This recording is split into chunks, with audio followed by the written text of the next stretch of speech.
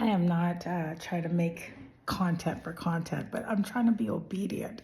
And I was saying, like, I have so many testimonies to tell that it's like it hurts. I think that's a lot of why I'm in pain. I really truly believe that if I can get all of these testimonies out for somebody that needs it, then the healing that I've been praying for God to perform in my body will take place, because He says we overcome by the blood of the Lamb and by the words of our testimonies. So I'm just going to take this into parts, and because there's, like I said, so much, and I'm going to go back to the very beginning.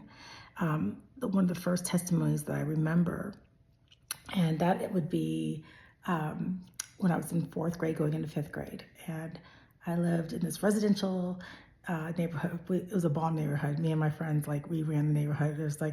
There's four of us, and we just played all the time, every day, something new every day. Like, we just had like a schedule, kickball, red light, green light, and like it was like every day. We really played a lot growing up, and that was a lot. Yeah. So anyways, one of my neighbors and her daughter, who was older than me but went to my new school, the mom was the cheerleading coach, and so I would watch from my bedroom window in the roundabout in our neighborhood, the girls practicing for cheer for the next school year.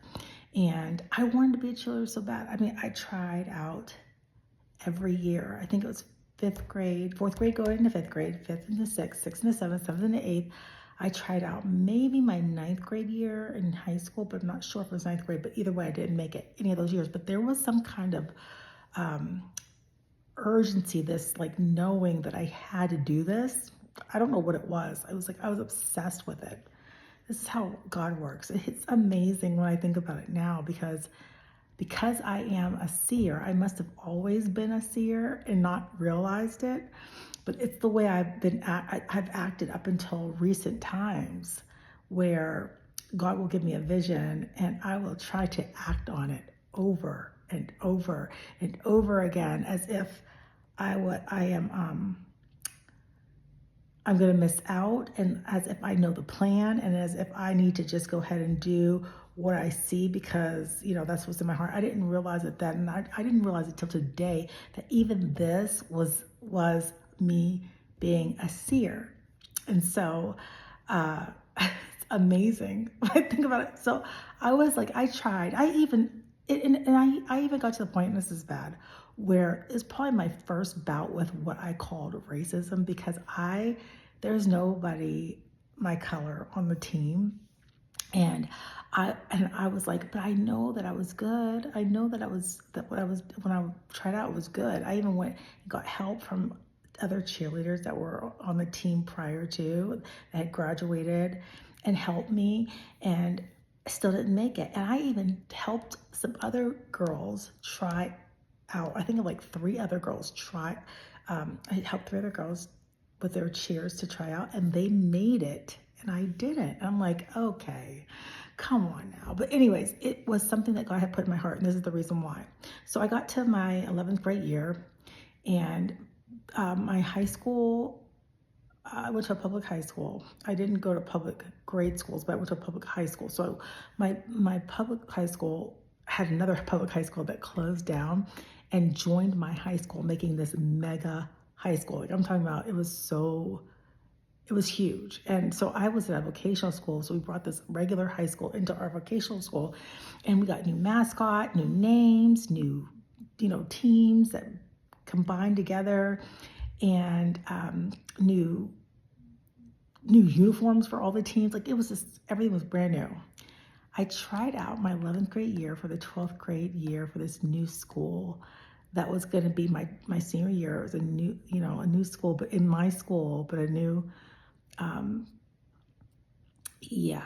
made the team. And so I was so elated. I was so excited, but it would be for such a time as, I'll have to fast forward to 2001. I became a teacher, and at a charter school. And that's a whole nother story that I'll do the next video, because that's amazing in itself. So I taught for second grade for the first year, and then the first 2 years, and then the next 3 years I taught fourth grade.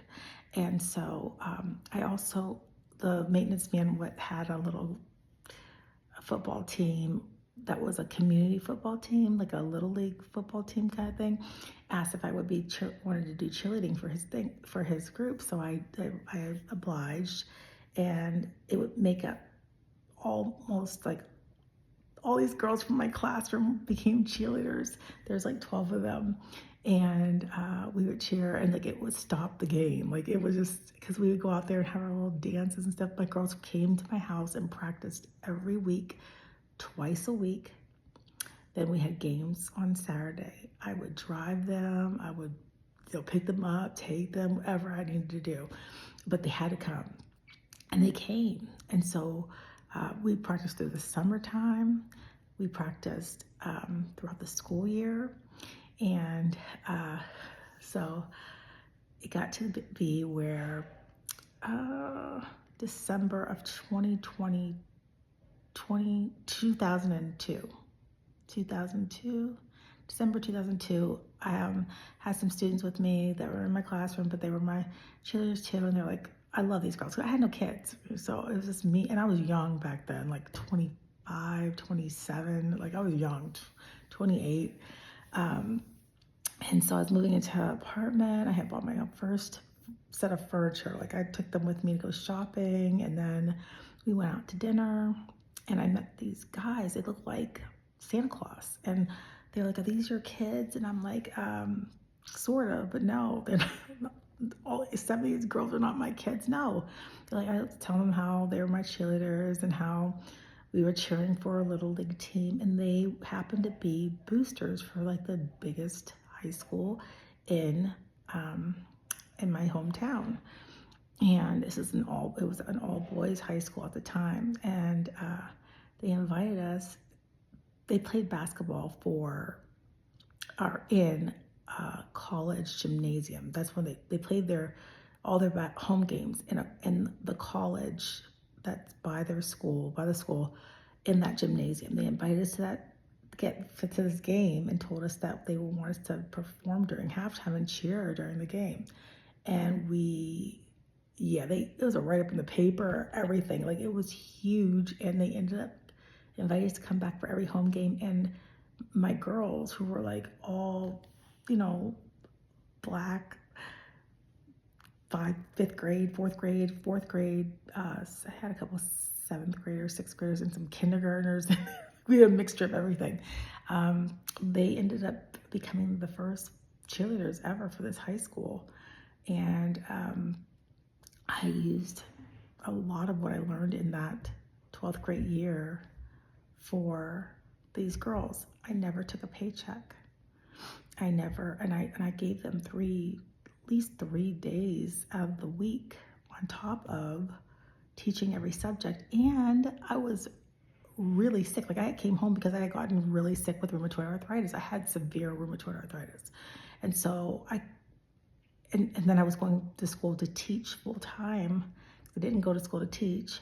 So I was going to college for my master's and elementary education degree, extra, while I was teaching full time, and I was sick, and I had these girls. Then God allowed me to pour into them, and we even did some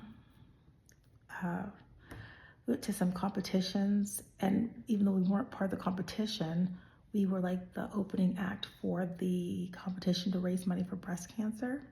And the girls ended up taking a trophy home and didn't even compete, and they ended up taking trophies home.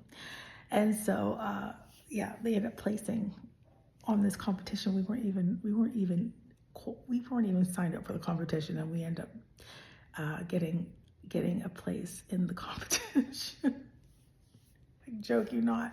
So God used my the gift of giving me what I wanted, which was in the 12th grade year to become a cheerleader, and used it so that I could pour into these girls. Yeah. But I must have been seeing that all that time since I was in the 4th grade, and just didn't realize that. I still didn't realize up until I was getting ready to make this video and just I was just going to come in here and give a testimony about how, perseverance, but it's not even perseverance. It's about waiting and waiting well, for him to do what he says he's going to do. He says to write the vision and make it plain, and do not worry, for it will come at an appointed time. And in my life, I've seen these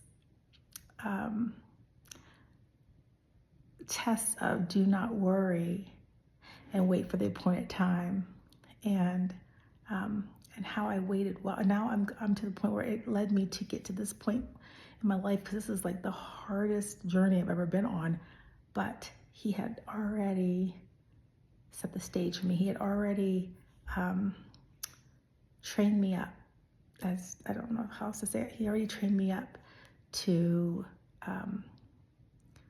wait well and not be weary in the wait.